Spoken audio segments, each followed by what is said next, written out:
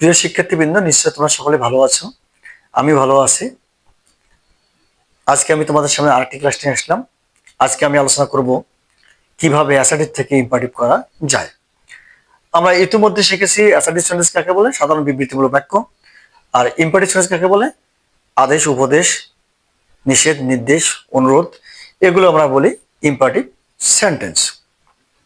তো অ্যাসার্টিভ থেকে ইম্পারেটিভ করা, এটা ট্রান্সফরমেশনের ক্ষেত্রে পড়ে। তো ট্রান্সফরমেশনের ক্ষেত্রে কিছুটা ভিন্নতা থাকে, নিয়ম থাকে। আমি সেই নিয়মগুলো তোমাদের শেখাবো। আমরা যদি এমনিতেই কোনো অ্যাসার্টিভ সেন্টেন্সকে ইম্পারেটিভ করতে যাই, সহজে করতে পারবো। যেমন দেখো, ইউ গো টু স্কুল। এখানে ইউ একটি সাবজেক্ট। অ্যাসার্টিভ সেন্টেন্সে যদি সেকেন্ড পারসন থাকে তাহলে কিন্তু আমরা এটা সহজেই ইম্পারেটিভ করতে পারি। শুধুমাত্র সাবজেক্টটা তুলে দিলেই আমাদের ইম্পারেটিভ হয়ে যায়। আমরা জানি যে ইম্পারেটিভ সেন্টেন্সের সাবজেক্ট কিন্তু ইউ সবসময় উজ্জ্ব থাকে, ইউ থাকে সেকেন্ড পারসন। আসলে অনেক গ্রামারবিদ তারা বলেছেন যে সেকেন্ড সাবজেক্ট ফার্স্ট পারসন থাকতে পারে, সাবজেক্ট থার্ড পারসন থাকতে পারে, একটু ভিন্নতা আছে। যা হোক, আমি অত ব্যাখ্যা করব না। আমি বলবো যে ইম্পারেটিভ সেন্টেন্সের সাবজেক্ট সবসময় কিন্তু সেকেন্ড পারসনে থাকে।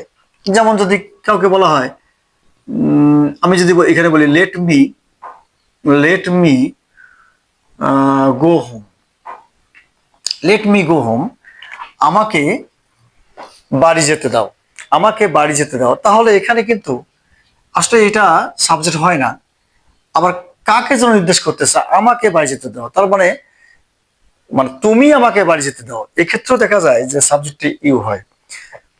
যাই হোক, এটা একটা বড় আলোচনা, আমি অত বড় আলোচনায় যাব না। আমি আজকে তোমাদের শুধুমাত্র শেখাবো যে এই ধরনের যদি কোনো সাবজেক্ট অ্যাসোসিয়েশন থাকে, এটাকে আমরা করতে পারি। তবে যেগুলো তোমাদের ট্রান্সফরমেশন থাকবে, সেক্ষেত্রে কিন্তু সাধারণত দেখা যাবে ওই সেন্টেন্সগুলোর মধ্যে শুড থাকবে, শুড, মনে রাখবে এটা, শুড থাকবে, মে থাকবে, মাস্ট থাকবে, ক্যান থাকবে। এই ওয়ার্ড কটি ওই সেন্টেন্সগুলোর মধ্যে থাকবে, তবেই তাকে কিন্তু আমরা ইম্পারেটিভ করতে পারবো। এবার আমি দুটো নিয়ম শেখাই, দেখো, লক্ষ্য করো। আমি যদি এখানে বলি you should go to school, এখানে বাধ্যবাধকতা কথা বোঝাচ্ছে, you should go to school. তো এই ক্ষেত্রে আমাদের সেকেন্ড পারসন আছে সাবজেক্ট।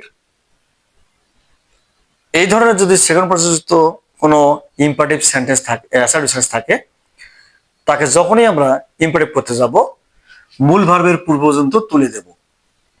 মূল ভার্বের পূর্ব পর্যন্ত কি করব, তুলে দেব, দিয়ে মূল ভাব থেকে বাকি অংশ লিখবো। হয়ে গেল আমার এটা ইম্পারেটিভ। তার মানে গো টু স্কুল কি হচ্ছে, go to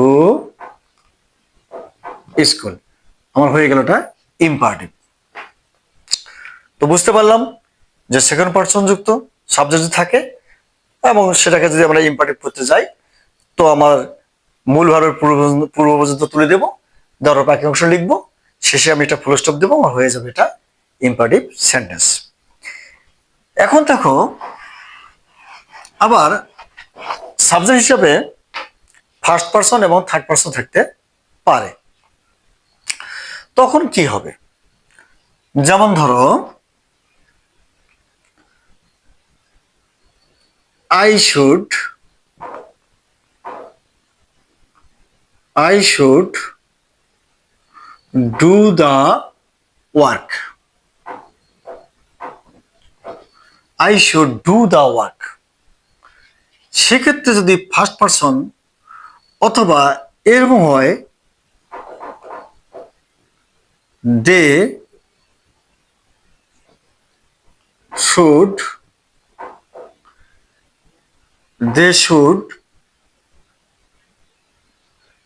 play football, play football, they should play football. যদি এই ধরনের থাকে সেক্ষেত্রে মনে রাখবা এখানকার সাবজেক্ট ফার্স্ট পারসন, এখানটা হচ্ছে থার্ড পারসন। এ ধরনের থাকলে আমরা কি করব? এ ধরনের থাকলে আমরা প্রথমে এটা বসাবো লেট। কি বসাবো? লেট। তারপরে আমি দেব এই সাবজেক্টের অবজেক্ট, লেট মি। এক্ষেত্রে বসবে লেট। সাবজেক্ট মনে রাখবা ফার্স্ট পারসন এবং থার্ড পারসনে থাকে, ফার্স্ট পারসন এবং থার্ড পারসন থাকে, তাহলে আমি প্রথম বসাবো লেট এবং সেই সাবজেক্টের করে object, let them, let them, let me, let them. তারপরে আমি মূল ভাব থেকে বাকি অংশ বসাবো, শুড বা মাস্ট বা ক্যান যা থেকে তুলে দেবো আমি। মূল ভাব থেকে বাকি অংশ, let me do the work. এখানে হলো let them play football, let them play football. আমি বুঝাতে পারলাম তোমাদেরকে যে সাবজেক্ট যদি সেকেন্ড পারসন হয় তাহলে আমি ওই মূলভাবে পূর্বজন তুলে দেবো শুধু, দিয়ে মূলভাব থেকে বাকি অংশ বসাবো, তাহলে আমার হয়ে গেল ইম্পারেটিভ সেন্টেন্স। একটু লক্ষ্য করতে হবে সাবজেক্ট যদি তোমার ফার্স্ট পারসন বা থার্ড পারসন হয় তাহলে কিন্তু প্রথমে আনতে হবে লেট। প্রথমে কি আনতে হবে? লেট। এই যে ফার্স্ট পারসন লেট আনলাম, থার্ড পারসন লেট আনলাম, তারপরে আমরা কি করবো? ওই সাবজেক্টের অবজেক্ট ফর্ম বসাবো, লেট মি, এখানে দের অবজেক্ট দেম, লেট দেম। তারপর আমি মূল ভাব থেকে বাকি অংশ বসাবো, আমার মাঝে যা থাকে সব উঠে যাবে, মূল ভাব থেকে বাকি অংশ বসে লাস্টে আমি ফুল স্টপ দেবো, তাহলে আমার হয়ে গেল এটা ইম্পারেটিভ সেন্টেন্স। আমার মনে হয় এখানে কোনো আর সমস্যা নেই বোঝা। এখন আমি তোমাদের আরেকটি নিয়ম শেখাই। অ্যাসার্টিভ সেন্টেন্সটি নেগেটিভও থাকতে পারে। যেমন দেখো, you should not, you should not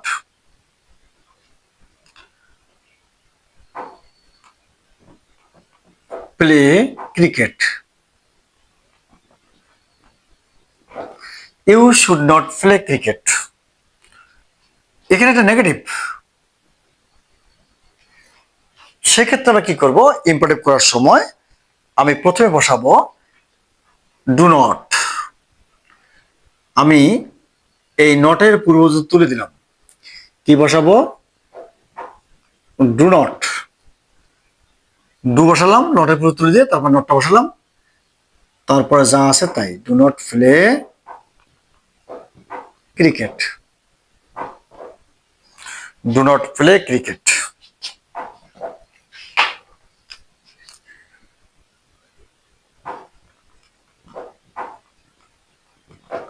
do not play cricket. এখানে আমি ডোন্টও ব্যবহার করতে পারতাম, ডোন্ট প্লে ক্রিকেট, তবু হতো, নট থাকার কারণে এটা হলো। এখন আরেকটি দেখো, you should never tell a lie, you should never tell a lie. এ ধরনের যদি থাকে তাহলে আমার মনে রাখতে হবে সেক্ষেত্রে আমি কিন্তু ডোন্ট আর ব্যবহার করব না। এই নেভারটা আমার নেগেটিভ, নেভারটা আমার নেগেটিভ, আমি নেভারের পূর্বজন তুলে দেব, শুধুমাত্র লিখবো নেভার, নেভার, তারপর যা আছে তাই, নেভার থেকে বাকি অংশ, নেভার টেল আ লাই, হয়ে গেল আমার। You should never tell a লাই, এখানে হবে নেভার টেল আ লাই। এবার লক্ষ্য করো, আমি তোমাদের নেগেটিভ একটু শেখাবো, সেটা যদি ফার্স্ট পারসন বা থার্ড পারসনের ক্ষেত্রে হয় তাহলে কি হবে। যেমন ধরো, দে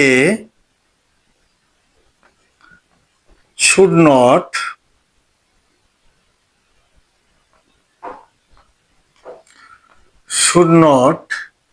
disobey their teachers, they should not disobey their teachers. একটা এভাবে হতে পারতো, স্টুডেন্টস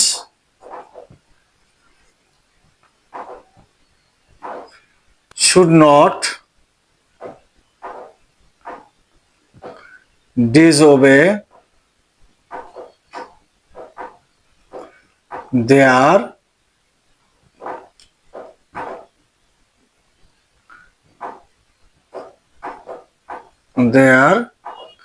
teachers।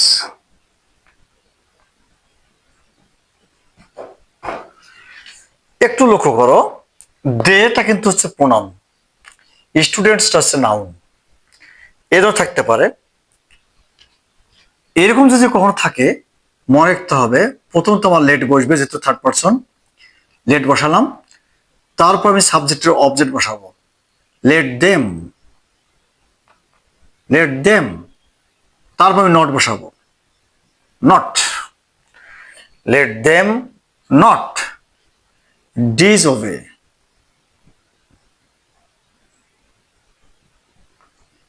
their teachers। হয়ে গেল। লেট দেম নট, মনে রাখতে হবে প্রোনাউন থাকার কারণে লেটের পরে দেম অবজেক্ট, তারপর নট। আর যে নাউন থাকে তাহলে কিন্তু আমার কি করতে হবে, লেট প্রথম আমি বসাবো, এই স্টুডেন্ট নাউন, লেট নট, তারপর নট। নাউন থাকলে লেটের পরে নট, প্রোনাউন থাকলে আবার কি করতে হবে, প্রোনাউন থাকলে লেটের পরে সেই প্রোনাউনটির অবজেক্ট, নাউন থাকলে লেটের পরে নট, তারপর আবার নাউনটি বসবে, let not students, students, let not students, তারপর আমার ডিসওবে দেয়ার টিচার্স। হয়ে গেল আমার এখানে দেয়ার টিচার্স হয়ে গেল। এরকম একটু করে মনে রাখতে হবে যে যদি আমি এখানে প্রোনাউন পাই তাহলে অবজেক্ট লেটের পরে বসবে, তারপর নট বসবে। আর যদি নাউন পাই তাহলে লেট, তারপর নট, তারপরে নাউনটি বসবে। তারপর আমার তো এই শুড যেটা থাকবে উঠে যাবে, এবং নটটা তো আমি ব্যবহার করলাম, মূল ভাব থেকে বাকি অংশ আমি বসাই দেবো। তাহলে আমার হয়ে গেল এটা নেগেটিভ ফর্ম, এসআইডি থেকে ইম্পারেটিভ করার। এরকম আবার যখন নেভার শিখলাম, এবার অলওয়েজও থাকতে পারে। যদি কোনো অলওয়েজ থাকে ওটা তো অ্যাফার্মেটিভ, যদি কোনো অলওয়েজ থাকে তাহলে অ্যাফার্মেটিভ। অ্যাফার্মেটিভটা অবশ্যই তোমার রাখতে হবে যে আমাদের সবসময় ওই অলওয়েজ থেকে আমি শুরু করব। যেমন you should always speak the truth, you should always speak the truth. তো এখানে you should always, you should always always speak the truth, you should always speak the truth. তোমার একটা সর্বদাই তুমি সত্যতা বলবে। তাই এখানে এই আমি সাবজেক্টে তুলে দেবো, যেহেতু আমার মনে রাখতে হবে যে ইউটা সেকেন্ড পারসন উঠে যাবে। তারপর আমার মূলভাবের পূর্ববচন উঠে, সরি অলওয়েজের পূর্ববচন তুলে দেবো। আমি অলওয়েজের পূর্ববচন তুলে দিয়ে আমি অলওয়েজ থেকে শুরু করবো, always speak the truth, always speak the truth, always speak the truth. হয়ে গেল আমার একটা ইম্পারেটিভ সেন্টেন্স। তো আমি তোমাদের মোটামুটি ভাবে তোমাদের পরীক্ষায় যেরকম নিয়ম আসে আমি সেগুলো তোমাদের শেখালাম। আজকে আমি শিখলাম তোমাদের অ্যাসার্টিভ থেকে কিভাবে ইম্পারেটিভ করতে হয়, এগুলো শিখলাম। পরবর্তীতে আমি ট্রান্সফরমেশন, অন্যান্য সিম্পল, কমপ্লেক্স, কম্পাউন্ড এগুলো হয়তো নিয়ে আসবো। তো ততক্ষণের সময় ভালো থাকো, বেশি করে বই পড়ো,